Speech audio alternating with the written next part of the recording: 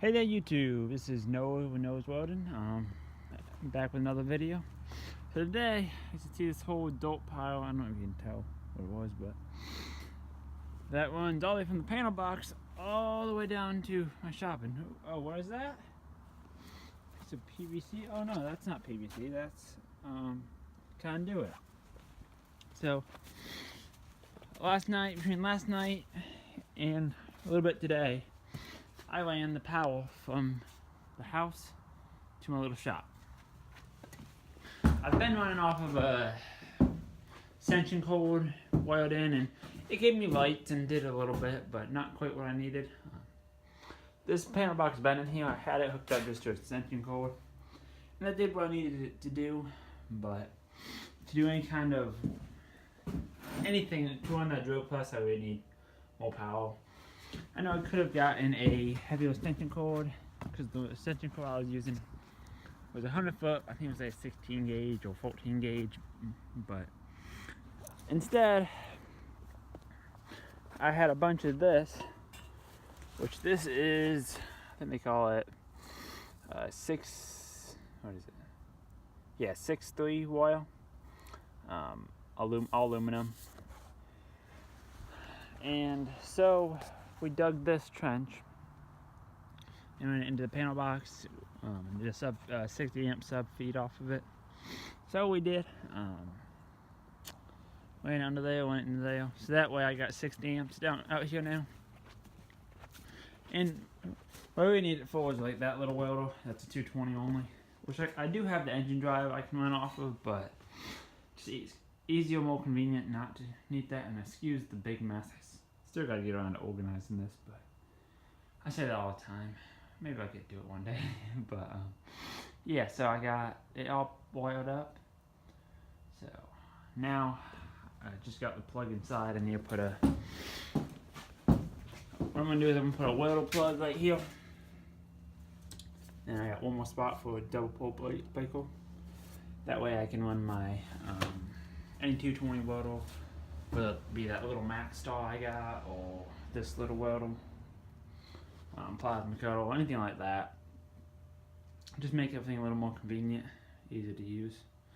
So yeah, I think I'm just gonna come right down here and put in a little 220 to 3 bong 50 amp plugs, and go from there. Should clean this up today. That cover might be helpful too, but. Yeah, so that's all I'm up to. Just gonna get to working on that in a minute. What is this? Oh yeah, look at that. Find things I forgot I had. I need to clean up, get a little more organized in here. Just get some stuff out of here that doesn't have to be out of here. But yeah, that's basically my update. And I'll show you what I used. A buddy of mine, I had to actually do some work on this phone. Let me borrow this little Backhoe. It's a Tailmite. I believe got a 3-cylinder poking diesel in it. He just picked it up not that long ago. But yeah, that's what I used to dig it. Worked out pretty dang well, I gotta say. I mean, little Backhoe on it, that came out. I really wish it was only about half the size, the bucket, but it still worked. Just made a bigger hole than what I really needed. But there's an old blue Charger. I gotta put the fuel pump on it. Let's see if I got it or if it's still in my truck. I should replace that and try getting this thing going again. Well, it works.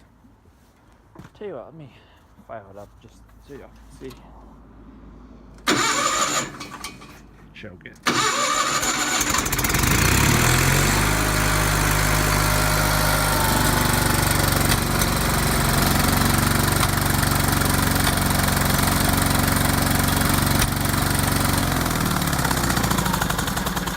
Well, that ain't good.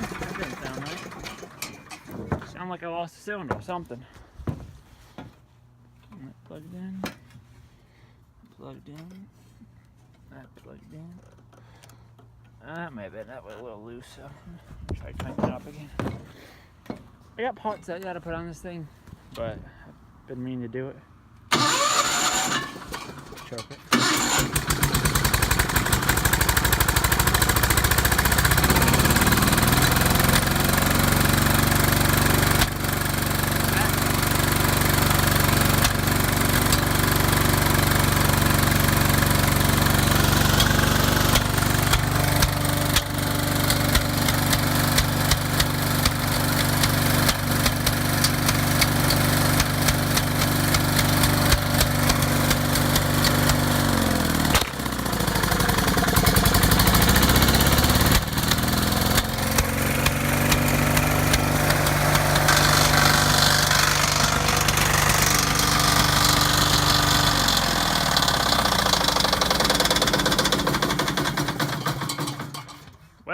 might be the end of the Blue Charger. Did not sound good, whatever that was. Kinda sound like a lot issue. Damn it, boy. But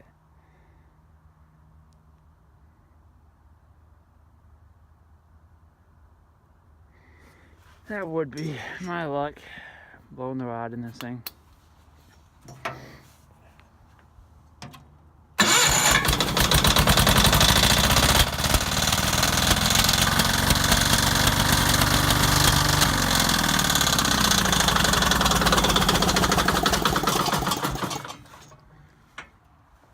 Well, that sounded healthy. Alright, well, as you can see, it may not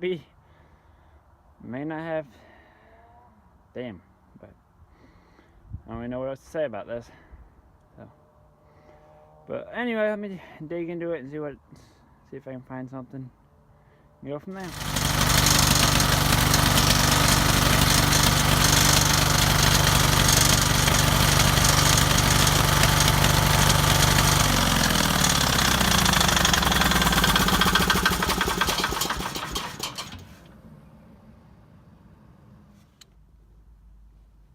Well, there's your problem, YouTube. So I blew out an exhaust valve, and as a result, it grenaded in the engine. So, long story short, this engine shot. To put it simply, this engine is shot. We could rebuild it, but alright, well, I guess that's the end of the life of the old Blue Charger. Sucks, but I guess it is what it is. Damn. That's all I can say. Which I think I've finally learned my lesson on these old machines. Like I said, I didn't have that much in this machine, so it wasn't that big a deal. But still, after all the time and effort I put into this thing,